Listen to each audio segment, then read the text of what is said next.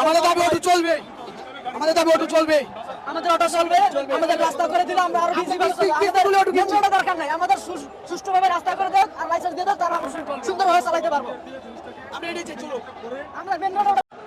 দর্শক, এই মুহূর্তে আছি জাতীয় প্রেস ক্লাবের সামনে সড়কে। আপনারা দেখতে পাচ্ছেন আইন শৃঙ্খলা রক্ষাকারী বাহিনী অর্থাৎ পুলিশের সদস্যরা কিন্তু অটোরিকশা চালকদের সাথে কথা বলছেন।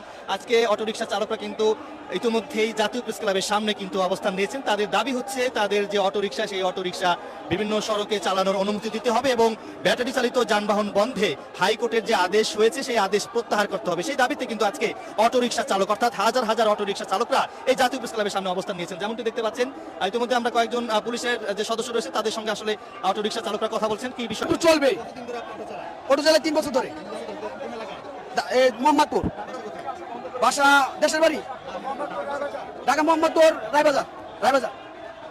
দর্শক, যেমনটি দেখতে পাচ্ছেন এখানে আসলে পুলিশের সদস্যরা অটোরিকশা চালকদের সঙ্গে কথা বলছেন। অর্থাৎ জাতীয় প্রেস ক্লাবের সামনের সড়কে কিন্তু ইতিমধ্যে হাজার হাজার অটোরিকশা চালকরা কিন্তু এখানে অবস্থান নিয়েছেন। এই অবস্থানকে ঘিরে অসংখ্য আইন শৃঙ্খলা রক্ষাকারী বাহিনী অর্থাৎ পুলিশের সদস্যরা এখানে খুব কঠোর অবস্থানে রয়েছেন। এর আগে কিন্তু আমরা দেখেছি মহাখালী মেন সড়ক, মহাখালী যে রেল লাইন, সেই রেল লাইন পর্যন্ত কিন্তু তারা আটকে দিয়েছেন। এর পাশাপাশি দেখেছি মোহাম্মদপুর এবং আগারগাঁও পর্যন্ত কিন্তু তারা বিক্ষোভ মিছিল বা বিক্ষোভ করেছেন অটোরিকশা চালকরা। সেই ধারাবাহিকতায় আজকে জাতীয় প্রেস ক্লাবের সামনে কিন্তু তারা অবস্থান নিয়েছেন। তাদের দাবি হচ্ছে ব্যাটারি চালিত যানবাহন বন্ধে হাইকোর্টের যে আদেশ, সেই আদেশটি প্রত্যাহার করতে হবে। আমরা আরো কয়েকজন রিকশা চালক বা অটোরিকশা চালক যারা রয়েছে তাদের সঙ্গে কথা বলার চেষ্টা করবো।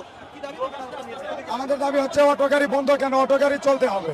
আমরা অটো গাড়ি চালাই আমাদের ফ্যামিলি বাঁচাই, মা বাপ ছেলে সন্তান আমাদের উপরে চলে। আমরা যদি কাজ করতে না পারি আমাদের ছেলে সন্তান কি খাবে? ওদেরকে কে খাওয়াবে? কে পড়ালেখা করাবে? ওরা তো না খেয়ে মারা যাবে, আমরা তো না খেয়ে আছি।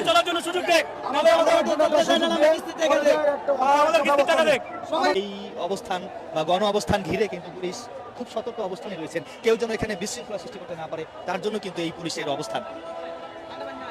আমরা একটু মঞ্চের সামনে যাই।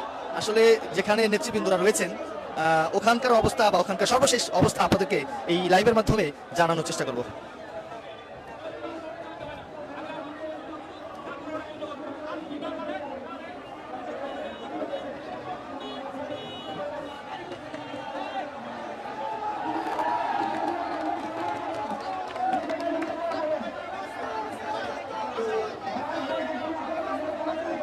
হাজার হাজার অটো রিক্সা চালকরা কিন্তু এই জাতীয় প্রেস ক্লাবের সামনে অবস্থান নিয়েছেন।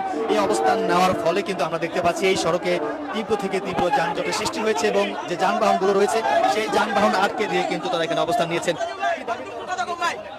ভাই আমাদের গাড়ি ভাই মেন রোডে উঠতে দেয় না, উঠি ভাই এলজি ভাই চালায় ভাই, ছাত্র না পুলিশের লাগা চামচা উমচা আছে ভাই, ওরা পুলিশের লাগা ইয়া কইরা ব্যাটারি নগদ খুলে রেখে দেয়, পুলিশের লাগা জড়িত বেচা নিয়ে খায়, আমাদের তো নিয়ে ব্যাটারি কি করে ভাই, আর আরেক জায়গায় নিয়ে বিক্রি করে ভাই, আর অরিজিনাল ছাত্র না ভাই। আগে 1200-700 করে টাকা নিছে, কেমনে নিছে এই টাকা কিন্তু মালিক পক্ষ লয় নাই, গাড়ি মনে করেন আমরা দিছি, গায়ের রতের টাকা, আধা ঘন্টা কাম করছি, ঘরের থেকে না টাকা দিছি, এরাম করতে গেলে টাকা দিব। দেখতে পাচ্ছেন তারা হাতের তালি দিচ্ছে এবং তারা বলছেন যে হাইকোর্টের যে ব্যাটারি চালিত যানবাহন বন্ধে হাইকোর্টের যে আদেশ, সেই আদেশটি প্রত্যাহার করতে হবে। সেই দাবিতে কিন্তু অটো রিক্সা চালকরা কিন্তু এখানে অবস্থান নিয়েছেন।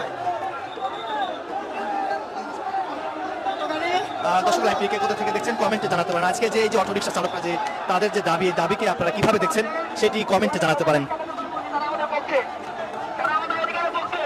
আরো একটি মিছিল কিন্তু হাইকোর্টের যে সড়কটি রয়েছে ওই সড়ক থেকে কিন্তু এদিকে আসছেন।